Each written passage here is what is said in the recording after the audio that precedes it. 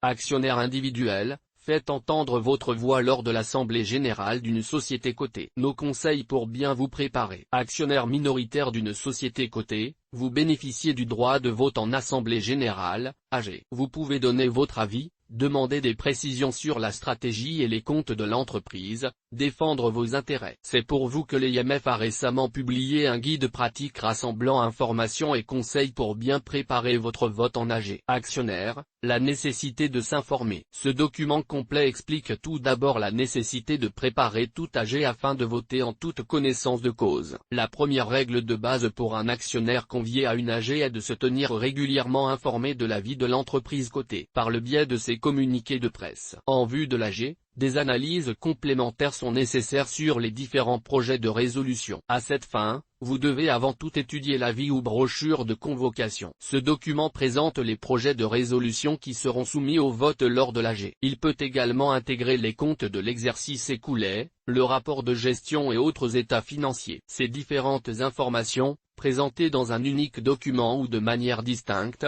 doivent être publiées sur le site internet de la société au plus tard 21 jours avant la tenue de l'AG. Si l'entreprise ne publie pas ce document de référence en tant que tel, elle reste tenue de publier les projets de résolution et autres informations sur son site internet. Vous pourrez les consulter le plus souvent dans la rubrique consacrée aux AG. Vous pouvez également demander à l'entreprise de vous envoyer ces documents jusqu'à 5 jours avant la tenue de l'AG, sans oublier de joindre à votre demande une attestation d'inscription dans les comptes titres pour justifier que vous êtes bien actionnaire de ladite société. Une fois ces documents en votre possession, il vous appartient de les étudier et d'en comprendre le sens et l'impact sur la vie de l'entreprise. L'IMF conseille d'envisager chaque résolution sous l'angle de son impact potentiel sur la stratégie de la société, à court et plus long terme, sa rentabilité financière, sa gouvernance, son cours de bourse, ses parties prenantes, salariés, actionnaires, fournisseurs, clients, la prise en compte de l'impact social sociétal des décisions de l'entreprise,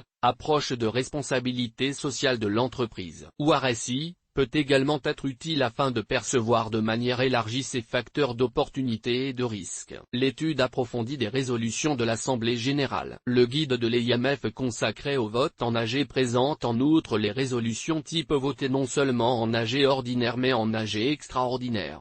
Les démarches à suivre pour bien les comprendre et produire un vote éclairé. Parmi ces résolutions, citons quelques exemples. L'approbation des comptes, c'est la première et principale résolution d'une AG. Elle peut comprendre une approbation des comptes et un quitus aux administrateurs, reconnaissance par les actionnaires du fait que la gestion de la société ne présente pas d'irrégularité, ou seulement une approbation. Pour voter cette résolution, l'actionnaire doit être en mesure d'évaluer la qualité des états financiers. Il s'agit d'étudier les rapports des commissaires aux comptes et leurs éventuelles observations ou réserves. Vous pouvez, de plus, vous intéresser aux états financiers eux-mêmes, bilan, compte de résultats et tableau de flux. La qualité des procédures mises en œuvre dans la société et son groupe, le rapport sur le contrôle interne établi par le président du conseil d'administration ou du conseil de surveillance présente les procédures en place au sein de la société et de son groupe. Il fait également l'objet d'un rapport par les commissaires aux comptes. La qualité de sa gouvernance. Dans ce même rapport sur le contrôle interne, la société doit préciser si elle se réfère à un code de gouvernement d'entreprise établi par une organisation professionnelle, AFEP,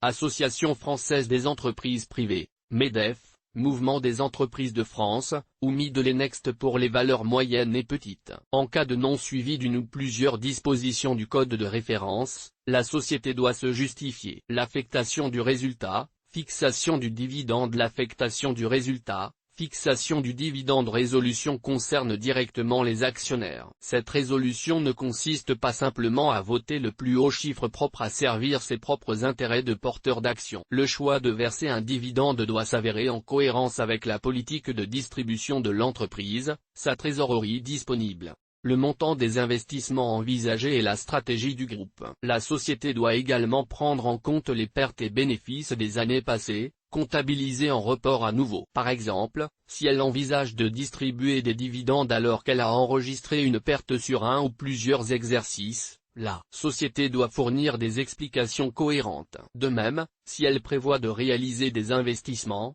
mais décide tout de même de verser un dividende, vous êtes en droit de vous demander comment elle va financer ses opérations, etc. Le vote sur la rémunération des dirigeants. Question sensible, la rémunération des dirigeants peut être votée en AG selon le choix de la société cotée. L'inclusion de cette résolution à l'AG est recommandée par les codes professionnels du MEDEF et de la FEP. Pour voter en connaissance de cause, vous devez comparer les montants proposés à ceux versés lors des AG précédentes, aux états financiers de l'entreprise voire aux pratiques qui ont cours dans d'autres sociétés du secteur. L'augmentation de capital, AG extraordinaire, l'actionnaire peut voter aussi bien en AG ordinaire qu'en AG extraordinaire, convoqué, afin de voter des résolutions qui auront un impact sur le capital de la société ou ses statuts. L'augmentation de capital est une décision importante pour tout porteur d'action dans la mesure où elle peut diminuer son pourcentage de participation au capital, son droit à dividende et son droit de vote. C'est pourquoi la forme juridique de l'opération devra être étudiée.